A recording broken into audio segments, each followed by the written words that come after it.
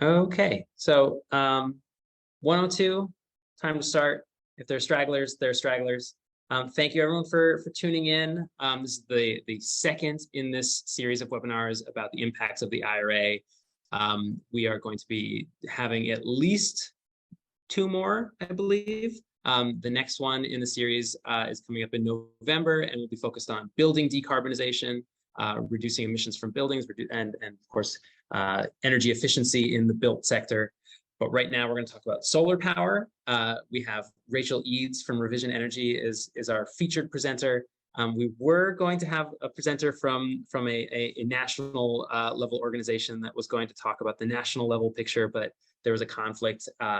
And so you're stuck with me, and I will do my very best to try to characterize the big picture of things based on everything I've been reading and hearing before handing it over to Rachel, who's going to give you sort of the nuts and bolts of exactly how does this all work and what will it mean if you're trying to take advantage of the various provisions of the IRA for your home, for your business, for your nonprofit, or for your town.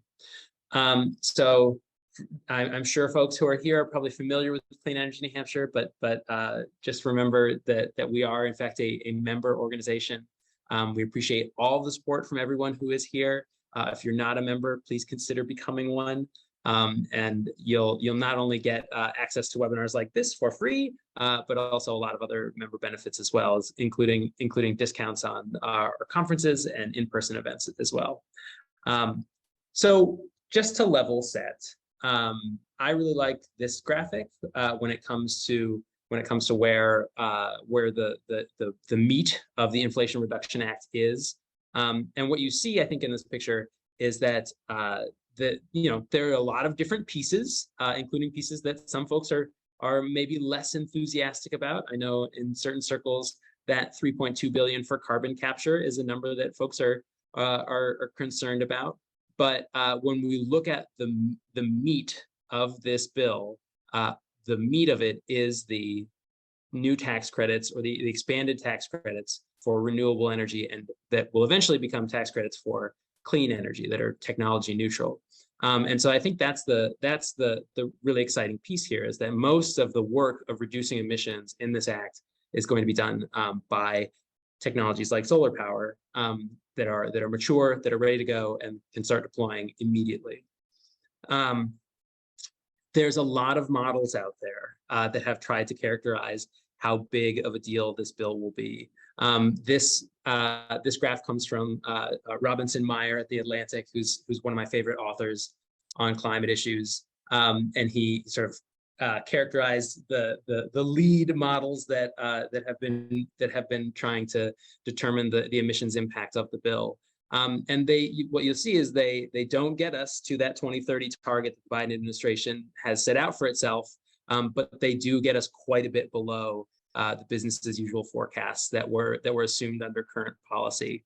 And that is exciting. I mean, the question of how do we get all the way to that 2030 target is still an active one. And I would argue that increased ambition at the state and local level is going to be a part of how we close that gap. But the IRA certainly is going to, it changes everything. It changes the economic waters in which we're swimming, and the decision matrix that individual people are making about their energy choices going forward. So if you dig into each of those forecasts that were laid out in that first graph, what you find is a lot of heterogeneity, and models are complex things that are built on a lot of assumptions, and you can get into the weeds with them. But the bedrock of a lot of the emissions reductions that are forecast in that last graph come from solar power. And I think the Princeton Repeat project, for those who don't know, Princeton Repeat has lots of really great resources about the IRA, and have been Repeat stands for the Rapid Energy Policy Evaluation and Analysis Toolkit. They've been running these model forecasts of every iteration of the climate bill that has been proposed in Congress, and they have the models built out.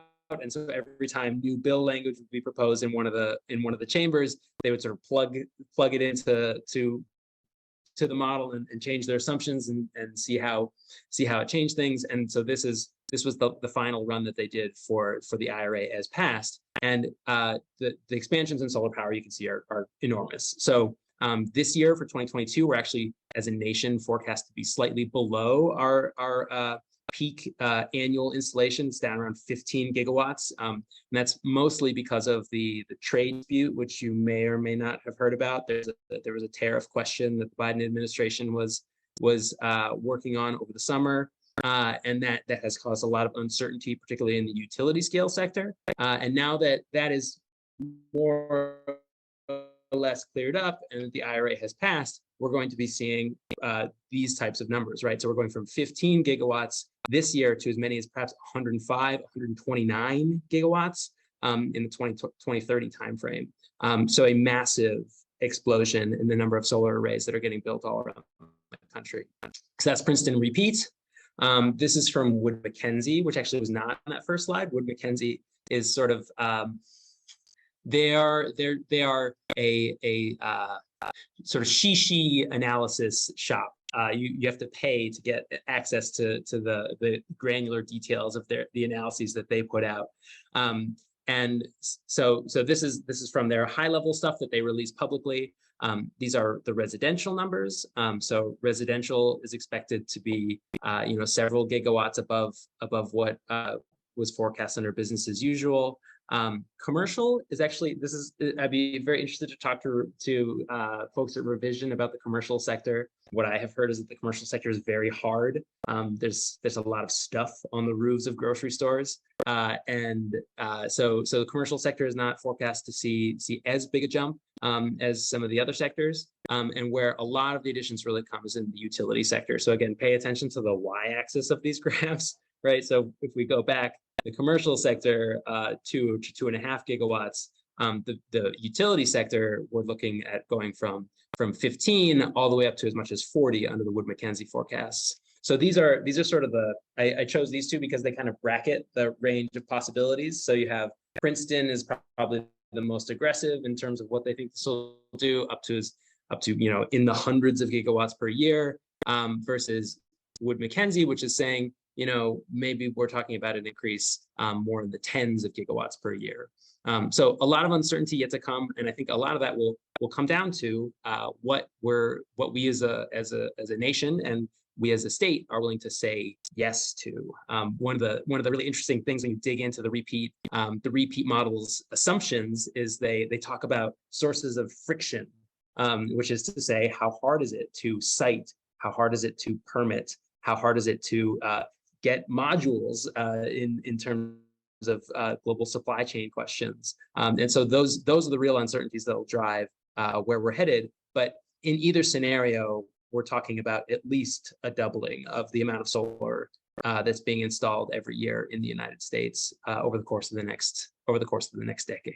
So a big deal. So this is my question slide, which I will put back up at the end. But for now, I'm going to hand it off to Rachel, who's going to dig into the nuts and bolts and give folks what I assume you really came here for. Thank you, Sam. Let me get my slides up here. Oh, and while Rachel gets her slides up, I will just say we will open this up to Q&A as soon as Rachel's finished presenting.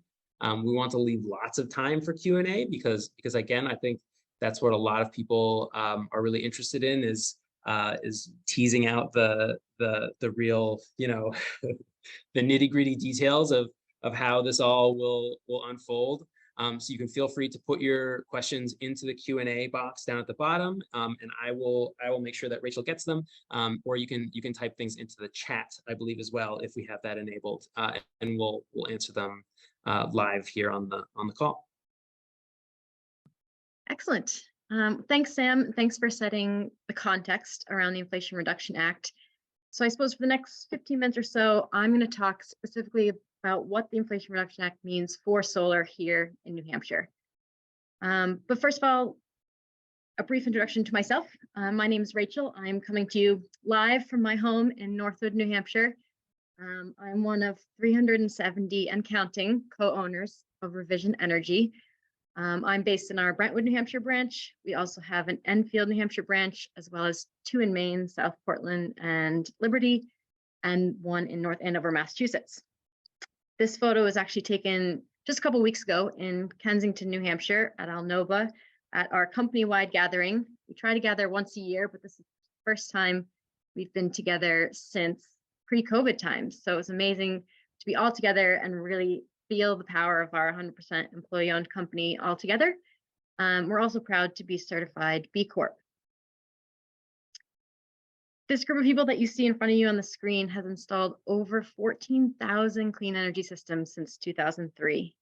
We're getting ready to celebrate our 20th birthday next year, which, as solar companies go, is pretty ancient, but something that we're certainly proud of and hope to be here for the next 20, 40, 60 generations to come. We're also very proud to be the #1 rated rooftop solar installer in New England.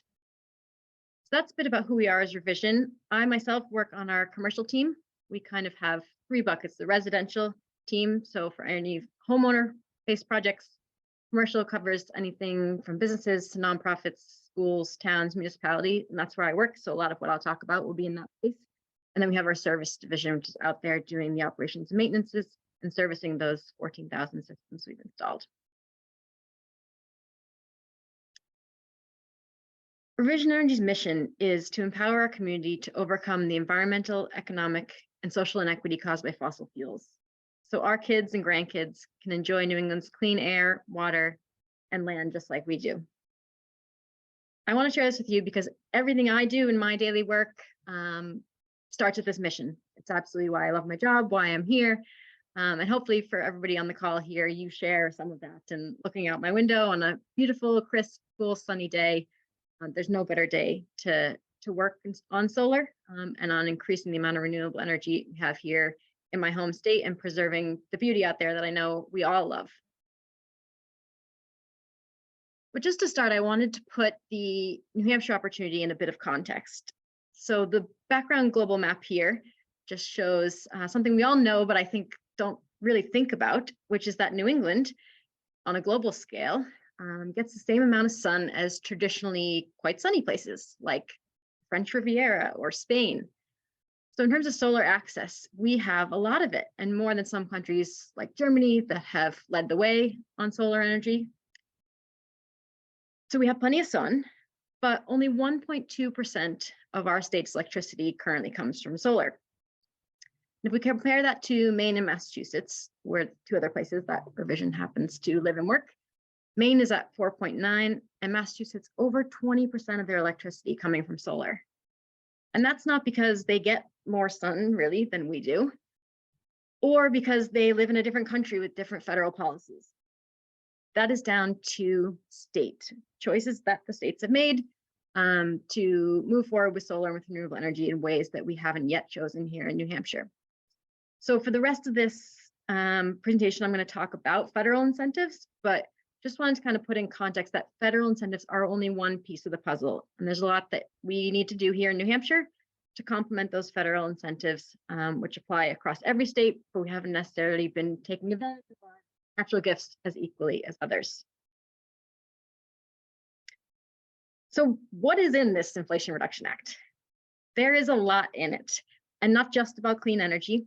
If corporate taxation is your thing, or prescription drug prices, there's a lot in here. So I'm going to be talking about just one little sliver, really, of the Inflation Reduction Act, which is what it means for solar projects here in New Hampshire. If you were to take away one number from the Inflation Reduction Act, it would be 30%. 30% is the headline.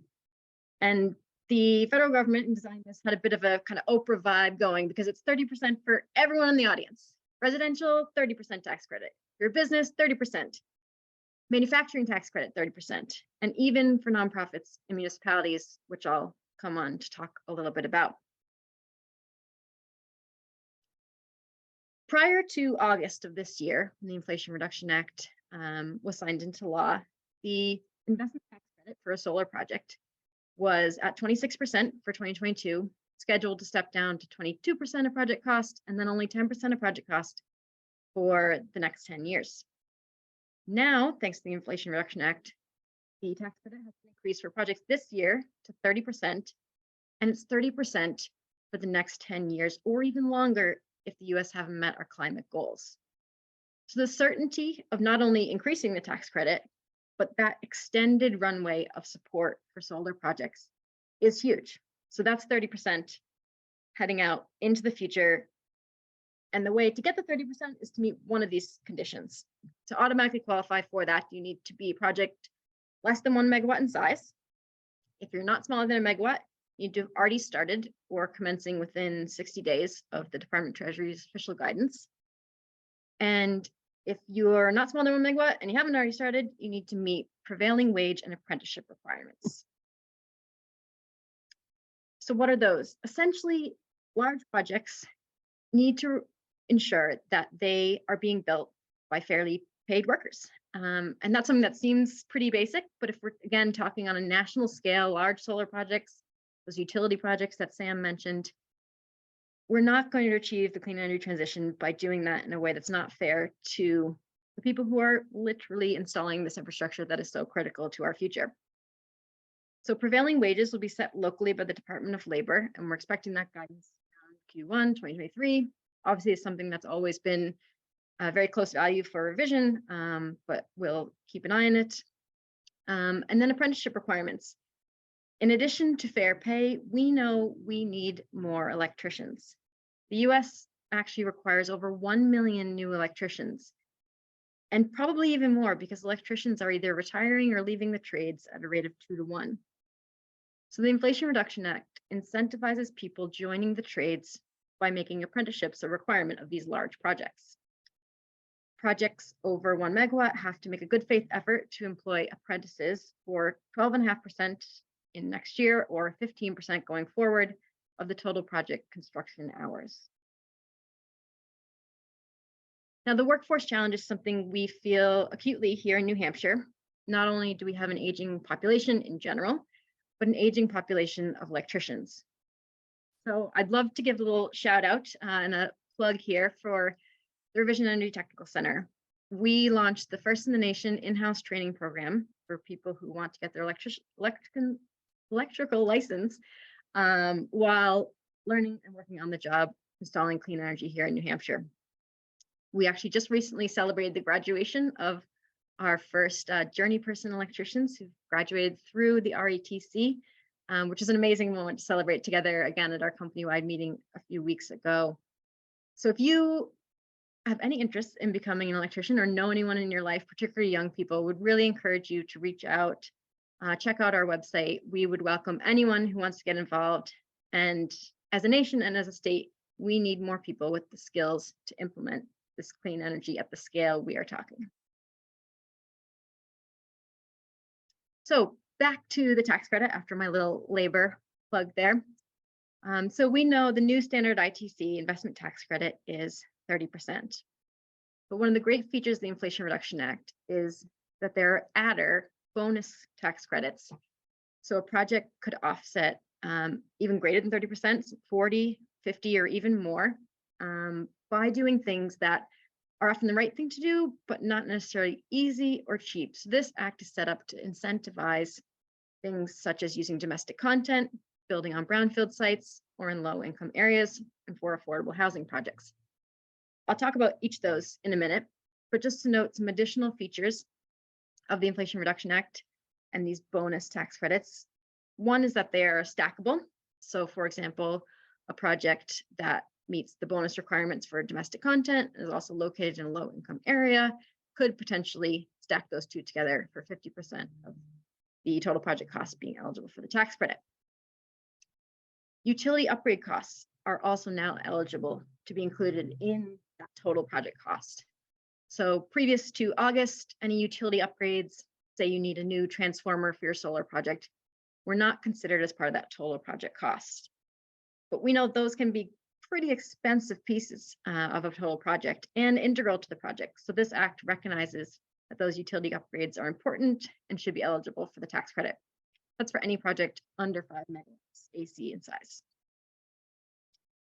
A few other unique features is that for a business that say doesn't have the tax liability in the current year, there was always a provision to carry that forward. So use it up over the next 20 years. And now there's a 3-year carry back provision. So basically, if your business had a really good year 2 years ago and you owed a bunch in taxes, but in the year you installed your solar, you didn't as much, you can actually refile and go back 3 years to be able to take advantage of the taxes you already paid and offset them with a tax credit. In a similar situation, if a business doesn't quite have the liability in the year it's installed, there's also a one-time transferability of the tax credit to another tax-paying entity.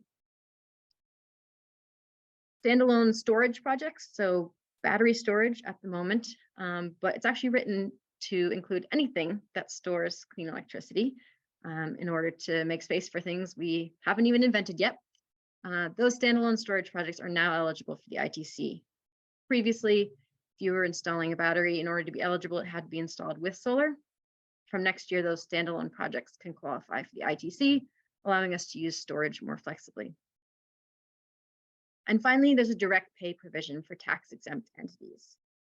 I know this is something that's been of huge interest to non-tax-paying entities here in New Hampshire, so I'll spend a few minutes talking about that one in particular, and then talk about those bonus adders.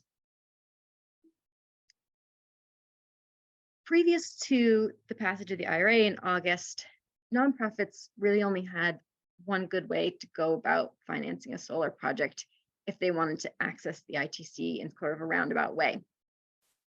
When you incentivize solar through tax credits, it's brilliant unless you're an entity that doesn't pay taxes. So for our schools, our nonprofits, our towns here in New Hampshire, they weren't able to go ahead with a solar project and receive the same tax credit that an individual or a business was.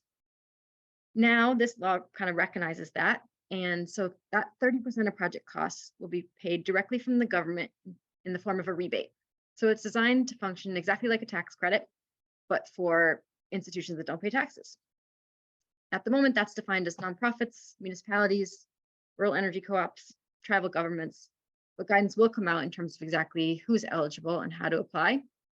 And those projects must meet domestic content requirements, but they give you a bit of a runway for that to happen. I'll talk about that in a moment. So basically by 2026, it'll be phased in across 2024 and 25.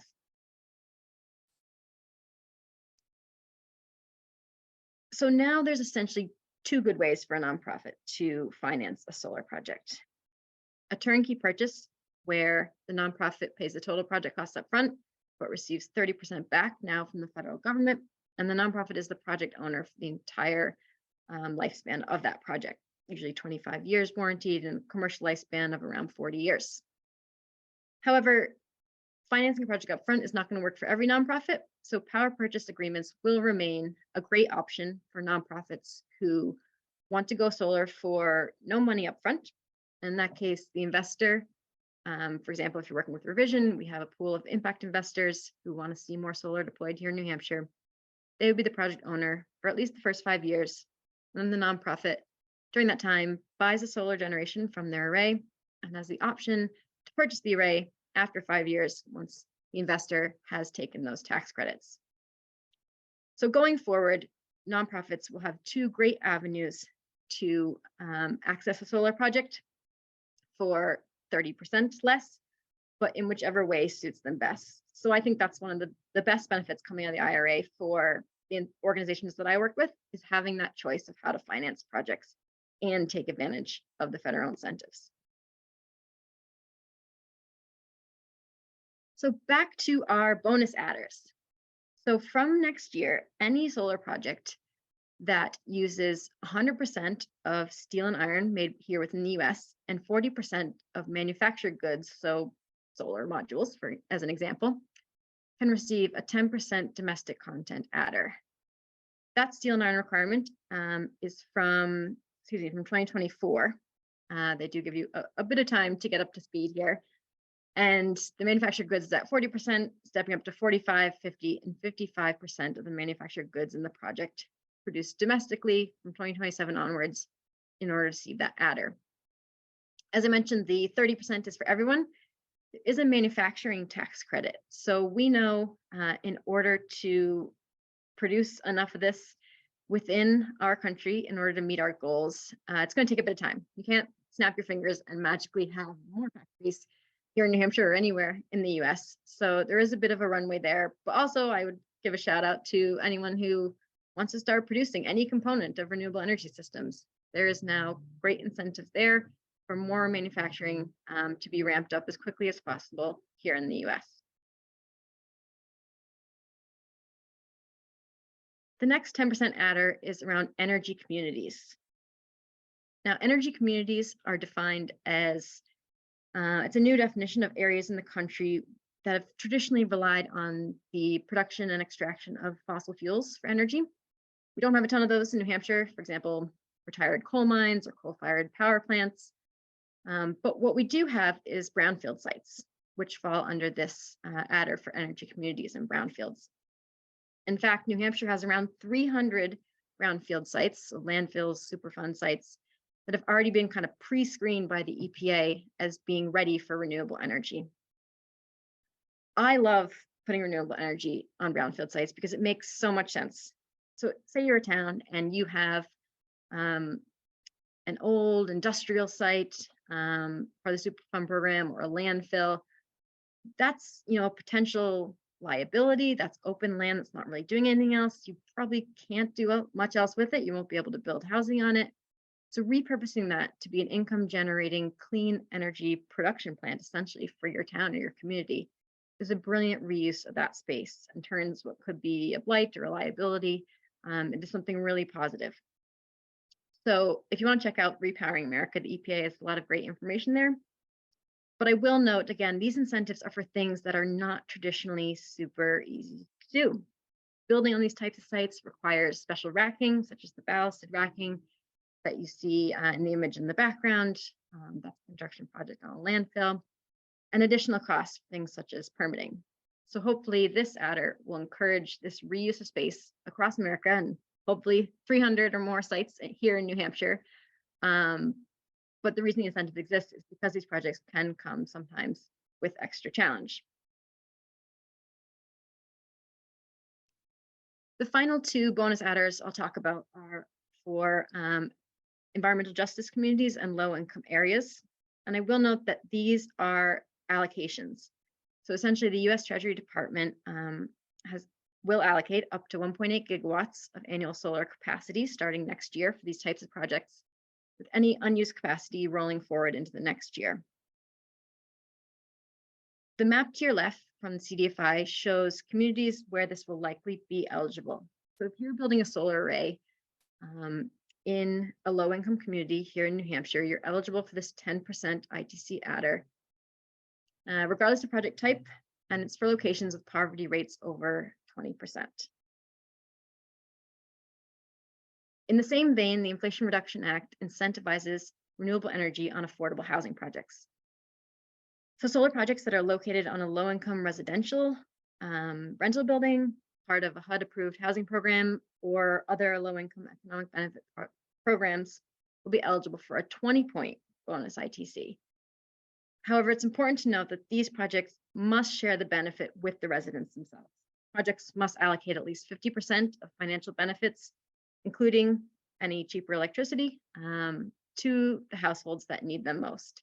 So households with income of less than 200% of the poverty line or 80% of area median gross income. This image there is from Guilford Village Knolls, number 3. Shout out to Lakes Region Community Developers who we worked with on that project. And we know there are already incentives here in New Hampshire, such as a net metering adder that hasn't been taken up as much as we'd like to see. So I hope that the incentives within the Inflation Reduction Act encourage more of these projects, because we know that the climate change is going to hit these communities first and worst. And so we need to be sharing the deployment of renewable energy equitably with low-income communities here in our state and beyond.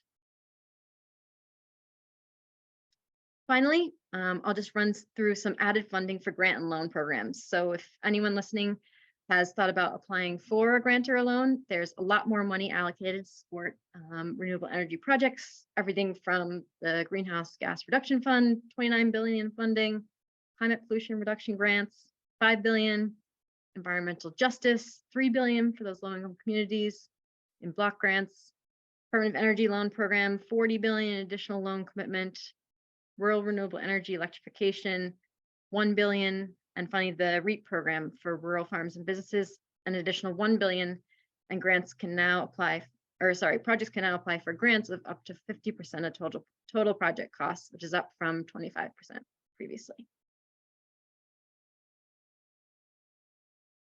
So finally, what do I think the Inflation Reduction Act means for solar here in New Hampshire?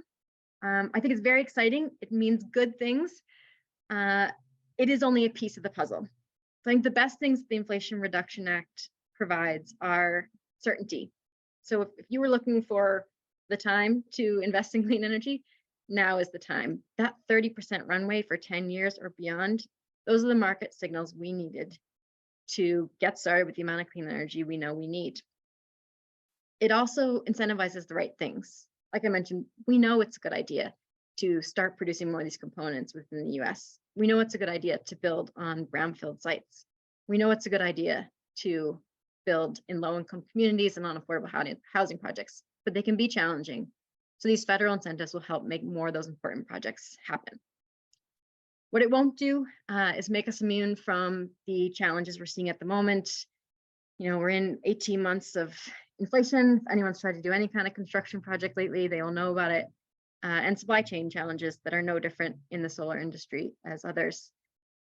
The utility grid is aging. That certainly won't go away. So these incentives and those workforce and skilled labor challenges that I mentioned.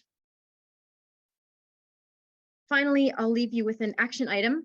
If anyone is saying, I've got loads of questions and happy to answer them shortly, but I will note that the Inflation Reduction Act is still in the public comment period. Until November 4th, the federal government is looking for your thoughts. So if you're here on this webinar, it's probably important enough to you to know about. So I would encourage you to start on the Department of Treasury website. They're looking for comments from the public about what they should include in the specific guidance, because there are a lot of details still to come, but just note that public comment period is open. And so one of the great ways to get involved with our democracy is to share your thoughts. So that's just a starting point, but if you just Google US Department of Treasury, you'll be able to find it pretty quickly. So that's it from me, Sam. I'd love to hear what questions have started popping up in the group, or any questions from you to get us started. Yeah, I mean, I'm gonna hold off on my own questions because I think the value of this is to let people ask theirs, and mine are, I think, less important than letting the audience sound off. So I'm just going to go straight down the list of the questions that have popped in through the Q&A. Rachel, you can't see. Let me just stop sharing, and I'm gonna. You cannot see the Q&A box. Let me. Well, so So Doug Smithwood, because I don't think the audience can see the Q&A box, so I'll be sure to read them aloud. Says, with the trade and tariff issues that affected the availability and supply of panels during part of 2022, is the availability and price of the components for a solar array getting better or expected to be getting better in 2023? A great question for you, Rachel. I do not know the degree to which, I know everyone has been seeing prices rise across the board. It's not just bread and milk, but solar panels have been affected by that too. Generally, can you tell us about what trends you've been seeing? Yeah, great question. And unfortunately, in 2023, I don't think that this act will have an impact on prices in terms of like what I said, you can't snap your fingers and create more manufacturing overnight. The tariff stuff definitely caused a bit of a hiccup in terms of the supply chain this summer. So in my own just personal assessment, I think those pricing and supply chain challenges will be with us for probably a good 18 months. Like I said, as with everything across the board. But I think beyond that, so in a bit of short-term pain, but medium and long-term gain to be sure. And also in the bigger picture, solar panels are way cheaper now than they were 10 years ago. So in the broad scheme of things, definitely a cheaper technology than it was. But compared to 2020, no, those price pressures, I think, are going to stick around for a little while. There was a graph that I saw a couple months back that was looking at prices, the price increases that we had seen in early 2022, and essentially, the price of a module had dropped. 2019 was the floor, and then things started to rise. Sort of in the COVID recovery, and so we'd sort of given up. We had given up the price drops that we had seen since then, and we were back to like 2018 prices. Or something along those lines. So certainly prices are rising, but we have not swamped the drops that we have seen over the past 10 years by any means. Yeah, not at all. We're nowhere near there. And I should also note that in terms of the savings that solar provides, the best day to go solar was yesterday. Second best day is today, and that certainly does hold true. Right. And one more thing I've read on supply chains is that the availability of modules has been more of a problem for the utility scale sector, since they are, when you need a gigawatt of solar panels, that's much harder than what the residential sector is demanding. So it's been most acute there for folks like NextEra and other very large scale developers. Yep. Christopher Vaught chimed in and says, "Good afternoon. I'm happy to be here. I am putting together quotes for solar on my home in Manchester. Is it as easy to get a quote from Revision as to go onto your website?" So this is just a plug. Yeah. Hey, for Revision great question. Generally. And yeah, I would encourage everyone to check out our website. As I mentioned, the residential tax credit, 30%.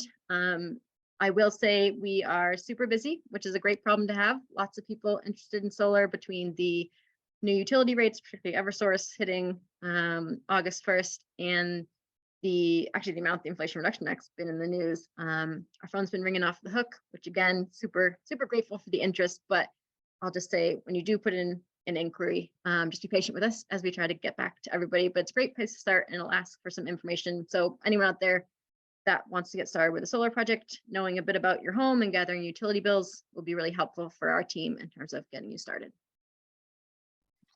Dick Henry has a question about brownfields. Does a remediated brownfield site qualify for that extra adder? Yeah, it's a great question. And one answer, which is specific guidance forthcoming across all of these, but I'm not going to remember the sections of it, but essentially the eligibility for the brownfield sites references the CERCLA, which is the 1980s Superfund legislation. So it essentially defines brownfields through that. The EPA stuff I showed you was essentially the EPA have done a kind of initial sweep through in terms of sites that have renewable energy potential. But if you're wondering if a specific site is eligible, I would say to check those sections of the CERCLA legislation, but also hopefully the guidance that comes out will make it a little bit easier for towns, for example, to check whether their site is specifically going to be eligible. But the idea is that, I suppose the spirit of legislation is that these sites that don't really have another great purpose can be used for renewable energy. So I suppose it depends on how it's remediated and whether it's considered like out of the Superfund program. So Dick, if you have a specific site in mind, perhaps you could shoot us an email and we could look into it, because I'd be curious to know. It's a good detail to dig into. Yeah. Bob Herring Smith asks, how concerned are you that some of the benefits of the IRA will be passed through the state of New Hampshire, given your comments about New Hampshire early in the presentation? I don't know, Rachel, if you have thoughts about that. I certainly do for other provisions of the IRA, not ones that affect solar necessarily. Yeah, I think, just quickly on solar, I think these are fairly insulated from things that happen in New Hampshire. These are federal incentives for projects. So it's not like New Hampshire's choosing to allow residents to take a 30% federal tax credit.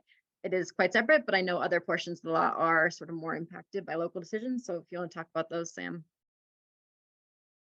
Yeah, so the main issue here really are the two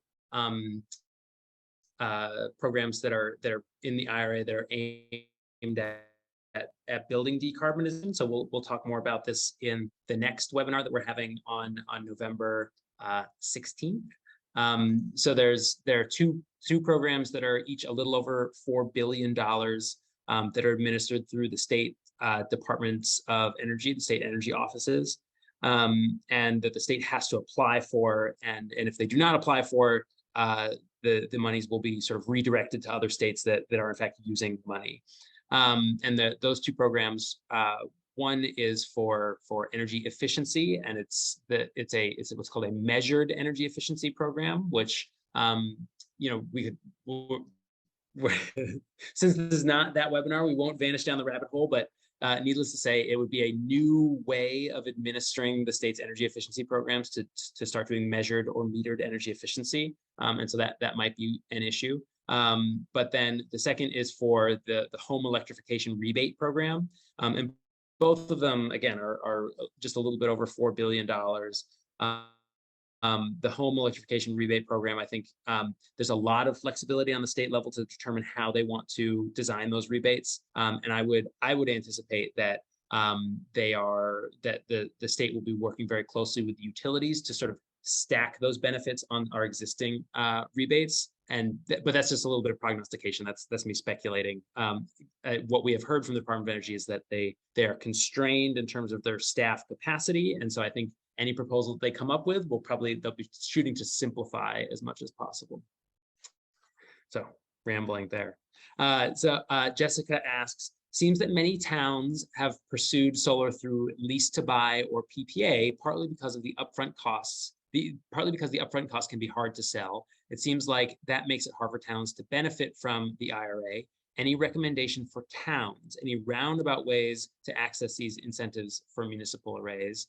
I mean, direct pay is going to be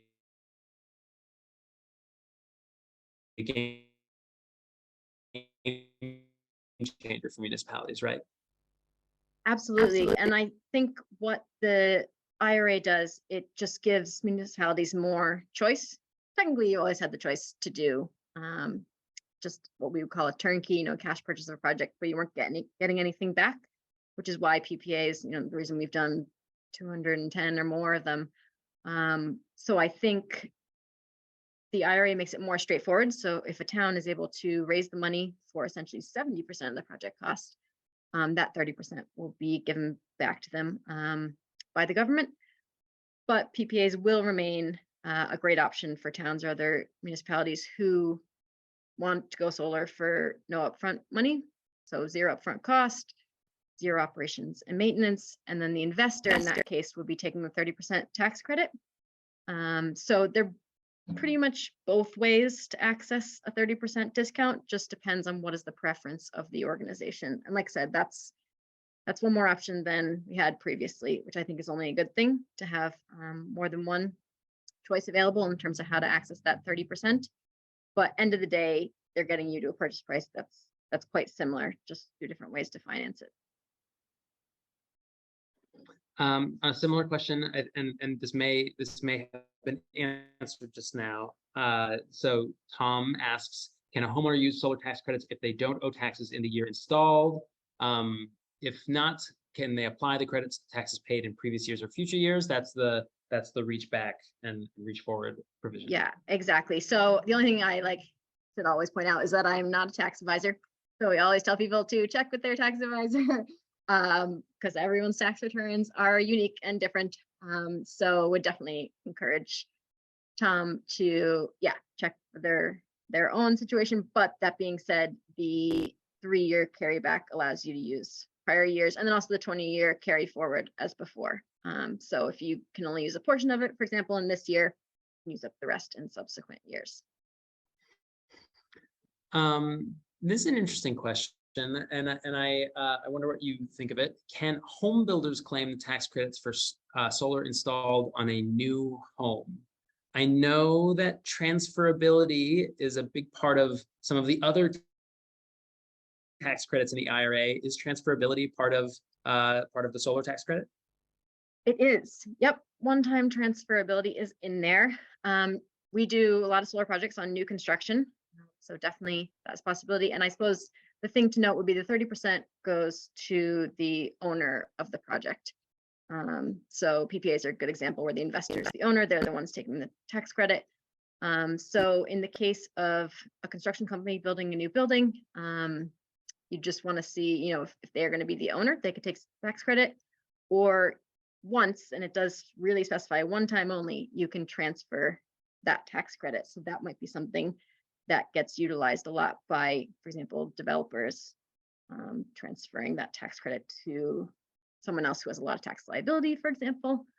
But only once. You can't kind of do a chain of transferring around. So in that case, it could potentially be to the homeowner, or to a business from the construction company, or if the construction company wanted to be the owner and set up a structure around that, they could take the 30% themselves. So I think there'll be choice there. The one thing is you can only do it once. Right. Howard asks, if I were to pursue a town project today, a municipal project, what kind of financing would be available? This question is one that is a bit of a mystery to me because I'm not in the development space, but what is the landscape of financing for municipal projects?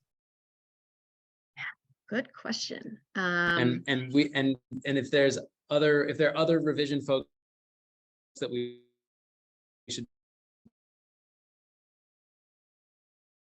direct that question to, we can have that as a yeah, definitely. If you're thinking about like a specific project, we can talk to you about that.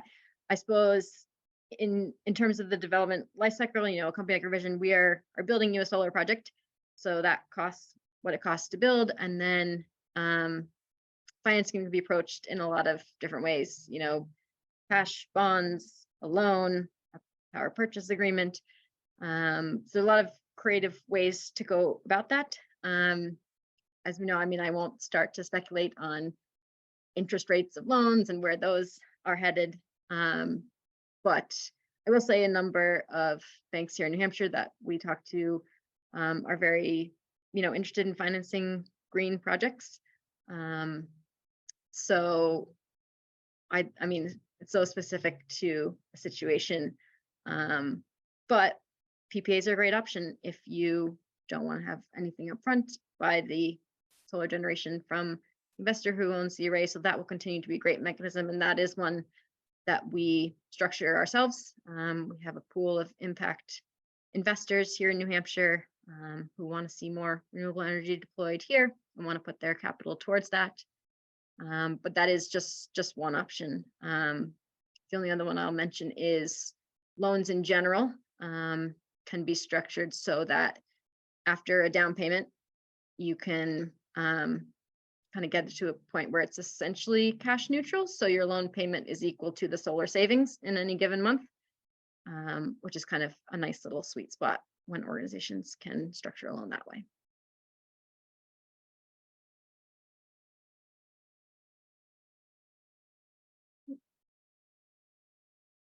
Sam, you are frozen on my end, which I don't know if that is a me problem.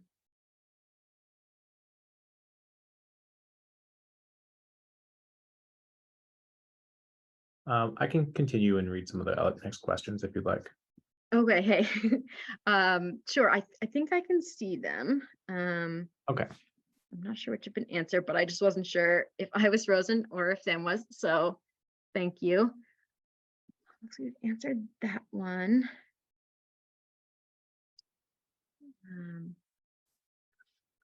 Looks like there's a question from Howard about, is an abandoned landfill automatically termed a brownfield location? If not, what is the process to obtain brownfield status? Landfills are definitely included in sort of the general understanding of a brownfield. I will note, like for solar installation, we want to be putting it on a fully properly capped landfill. But if you're curious about that, like I said, the EPA Repowering Brownfields is a great resource. It's all about taking brownfields and converting them to renewable energy generation. And as Sam mentioned, we can actually have kind of some of the wording here in front of me in terms of the brownfields legislation, but it is pretty circular in terms of referencing other legislation.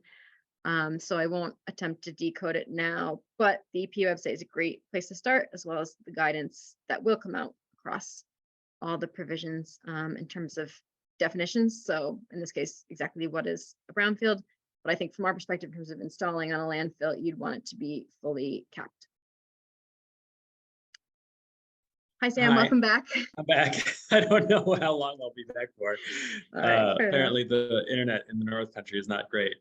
But I moved to the other side of the room, so maybe I'm closer to the router. I'll just hop in here. Lots of questions, really great questions. I apologize, we may not be able to get to all of them. It seems like generally speaking, there's some confusion about how direct pay works for nonprofits. So Dick Henry has asked, how far back is the reach for when a project can qualify for the rebates? Private sector has a 3-year reach back. Am I correct that because nonprofits get direct pay, there's no reach back, reach forward? You just get a check from the government. Just get a check, and it is starting next year. So the tax credit, which is already in place, is just being amended, whereas direct pay is a new program being set up. So it's from 2023 onwards. So you'd want your project to be turned on sometime after the first of the year. And yeah, you don't have to, because you're not filing federal taxes. Essentially a check for 30% back to you by the government. The process for how to apply and exactly who's eligible is still to be determined. There's a lot of as deemed by the secretary written in throughout that section of the law, because it is a new program. That's all to be defined, but essentially it's the spirit of it is to be exactly like a tax credit, except you didn't file your taxes, so they just send you a check for 30%. Similarly, questions from Doug Smithwood about how long will the period be from between when you ask for your 30% direct pay and when you get the check? Will we need bridge loans? I think the answer to that is we don't know yet. Is yet to be determined. Yeah. And Bob is asking, is there a way for towns and nonprofits to use the IRA benefits to buy existing solar arrays installed using a PPA? Again, I would imagine we don't know. Yep, we don't know. The only thing I would caution is if that array has already, say it's in a PPA and the investor's already taken the tax credits, I can't imagine they'll be doubling up on the government paying out twice on the same project. So part of PPA, the investor's already getting those tax credits. So I'd say you wouldn't get your money twice. Yeah. Okay. We did get one last question on the nonprofit from an anonymous attendee who says he works in healthcare and how is that? How do you access direct pay? And again, the answer is to be determined by the IRS as that process is worked out in rules. So we're not 100% sure what that process will look like yet. Again, 3 minutes left. I'm just going to try to swing through as many of these questions as we feasibly can. So Chris Vaught is asking about low-income solar in New Hampshire. I can get a bit of context here. New Hampshire passed a brand new law last year, Senate Bill 270, that establishes a new low-income solar program that will do community solar sized arrays, so up to 1 megawatt arrays, and automatically assign low-income off-takers who are beneficiaries of the EAP program. And the Department of Energy is finalizing the details of how that program will be run as we speak. So Chris, if you'd like to learn more about that, reach out to me and I can give you the details. There is also a low moderate income adder. So you get an extra 2.5 cents to the net metering rate if you are a low income customer and are willing to sort of submit to income verification. And lastly, the state has low to moderate income solar competitive grants that go out through the Renewable Energy Fund that you can apply for. And that grant period tends to open at the beginning of the year and actually is undersubscribed. Last year, they didn't get any qualified respondents. So if you know of a low income community that would like to go solar, reach out to me and we can talk about how to apply for those grants. Any other thoughts about low income solar, Rachel? No, just that the federal incentives are increasing for those projects. So hopefully we should see a lot more. Those between the net metering adder, the federal incentives, these are all hopefully enough carrots to make these projects happen, and hopefully nothing kind of stands in their way. That's all I'll say. And last question in the final minute here, we've touched on this a little bit, but explicitly maybe we could say when do we expect the finalized details of the IRA to become available publicly? Q1 of next year. Like I said, the public comment period is open till the 4th. I think first half of next year for sure. Their goal is obviously to get guidance out as soon as possible, but that being said, still having to create that guidance. So I wouldn't bet my money on federal government doing anything quicker than we say, but I think definitely in the first half of next year, and potentially they may also release different guidance on different sections at different points. So that may vary. I know for the electric vehicle tax credits, they sort of rush to get some things out. So it may come in waves depending on different sections of the legislation. Thank you all so much for being here, and tell folks who are interested that they can get this presentation online on our YouTube channel once we upload it. Bye all. Thank you, Rachel.